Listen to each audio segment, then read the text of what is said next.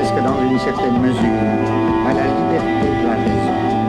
Ne peut rien se sentir d'autre sur terre que voyageur. Pour un voyage toutefois qui ne tend pas vers un but dernier, car il n'y en a pas. Mais enfin, il regardera les yeux ouverts à tout ce qui se passe en vérité dans le monde. Aussi ne doit-il pas attacher trop fortement son cœur à rien de particulier. Il faut qu'il y ait aussi en lui une part vagabonde, dont le plaisir soit dans le changement et le passage. Sans doute, cet homme connaîtra les nuits mauvaises au prix de lassitude. Il trouvera fermée la porte de la ville qui devait lui offrir le repos. Peut-être qu'en outre, comme en Orient, le désert s'étendra jusqu'à cette porte, que les bêtes de proie y feront entendre leur hurlement tantôt lointain, tantôt rapproché, qu'un vent violent se lèvera, que des brigands lui déroberont ses bêtes de somme. Alors, sans doute, la nuit terrifiante sera pour lui. J'aime tout ce qui coule, dit le grand Milton aveugle de notre temps. Je pensais à lui ce matin quand je me suis éveillée avec un grand cri sanglant de joie. Je pensais à ces fleuves et à ces arbres et à tout ce monde de la nuit qu'il est en train d'explorer. Oui, me disais-je, moi aussi j'aime tout ce qui coule.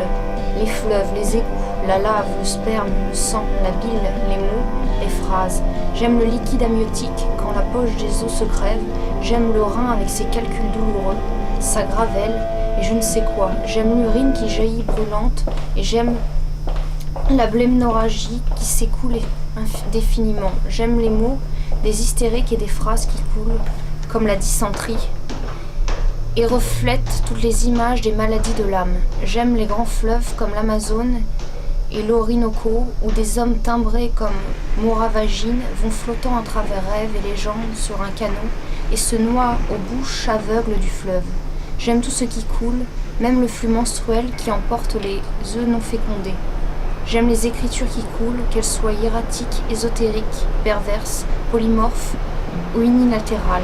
J'aime tout ce qui coule, tout ce qui porte en soi le temps et le devenir, tout ce qui nous ramène au commencement où on ne se trouve point la fin, la violence des prophètes, l'obscénité qui extase la sagesse des fanatiques, le prêtre avec sa litanie gommeuse, les mots ignobles de la putain, la salive qui s'écoule dans le ruisseau de la rue, le lait du sein et le miel amer qui coule de la matrice, tout ce qui est fluide, tout ce qui se fond, tout ce qui est dissous et dissolvant, tout le pu et la saleté qui en coulant se purifie, tout ce qui perd le sens de son origine, tout ce qui parcourt le grand circuit vers la mort et la dissolution, le grand désir incestueux, et de continuer à couler, ne faire qu'un avec le temps, et fondre ensemble la grande image de l'au-delà avec ici et maintenant. «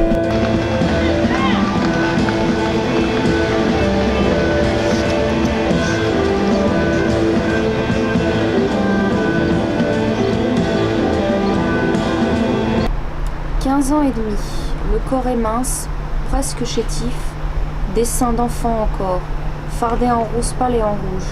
Et puis cette tenue qui pourrait faire qu'on en rit et dont personne ne rit. Je vois bien que tout est là. Tout est là et rien n'est encore joué. Je le vois dans les yeux. Tout est déjà dans les yeux. Je veux écrire. Déjà, je l'ai dit à ma mère, ce que je veux, c'est écrire. Pas de réponse, la première fois. Et puis elle demande, écrire quoi? Je dis des livres, des romans. Elle dit durement. Après l'agrégation de mathématiques, tu écriras si tu veux. Ça ne me regardera plus. Elle est contre. Ce n'est pas méritant, ce n'est pas du travail, c'est une blague. Elle me dira plus tard, une idée d'enfant.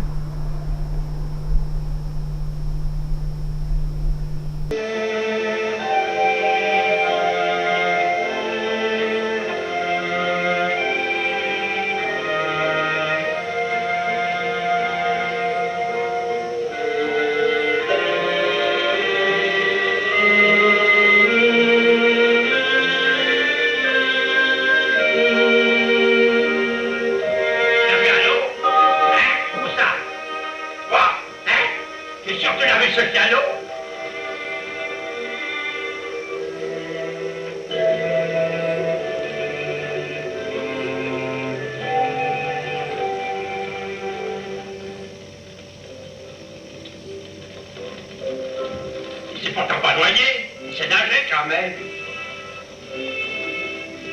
Oh, ben vous nous en faites des peurs. Allez vous changer les pauvres.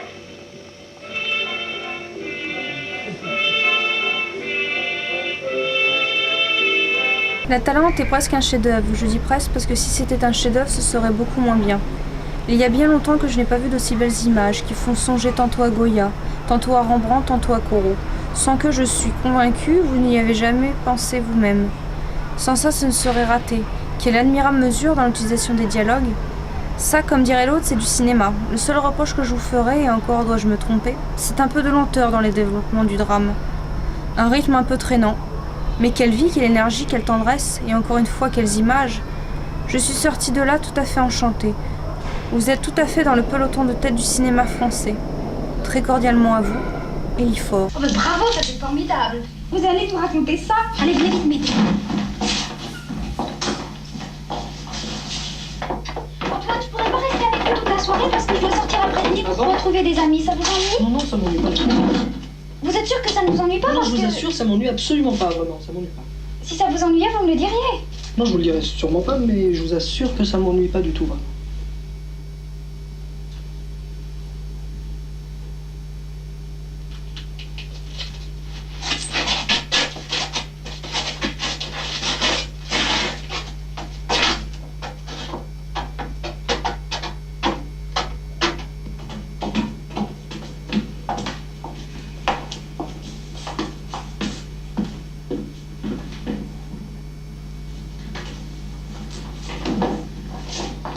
Allez, tu vas te mettre à table. J'aime pas le poulet! Objection, votre honneur.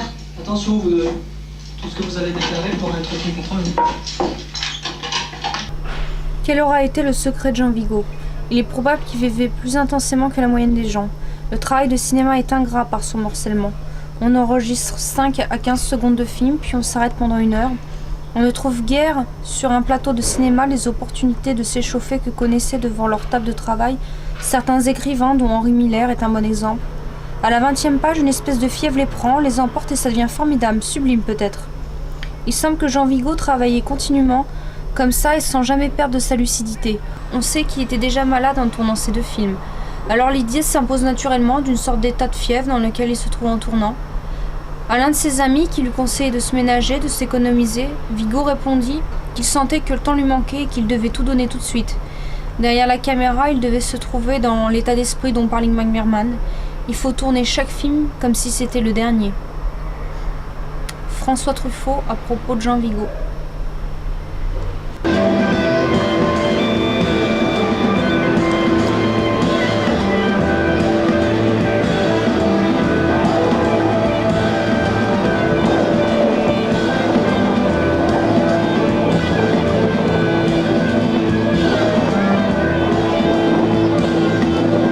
Le temps passe.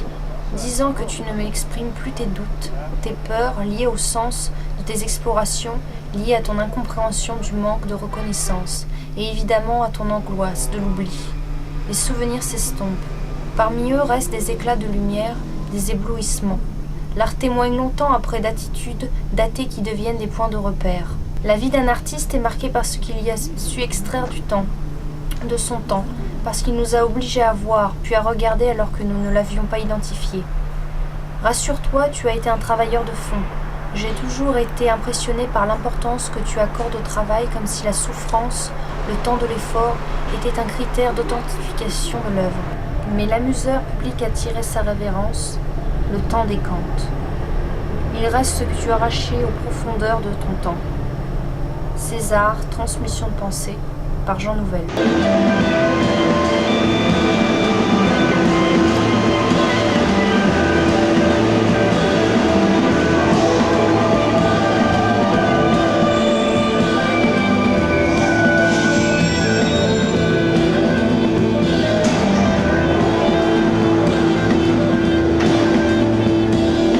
Avant de redevenir tout à fait homme, il est probable que j'existerai en tant que parc, sorte de parc naturel où l'on vient se reposer.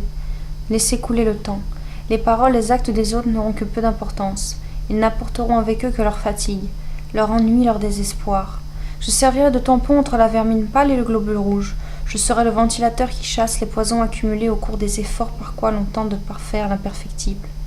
Je serai la loi et l'ordre, tels qu'ils existent naturellement, tels qu'on les trouve projetés dans le rêve. Je serai le parc sauvage au cœur du grand cauchemar de toute perfection. Le rêve calme, inébranlable. au cœur des frénésies actives, le coup du hasard sur le palpillard de la logique. Je ne serai pas plus pleurer que protester, mais je serai là, toujours, dans le plus grand silence, pour accueillir et pour restituer. Je ne dirai rien tant que ne sera pas revenu pour moi le temps d'être homme. Je ne ferai nul effort pour sauvegarder, nul effort pour détruire. Je ne formulerai ni verdict, ni critique. Dès que le soleil matinal se lève, ardent comme une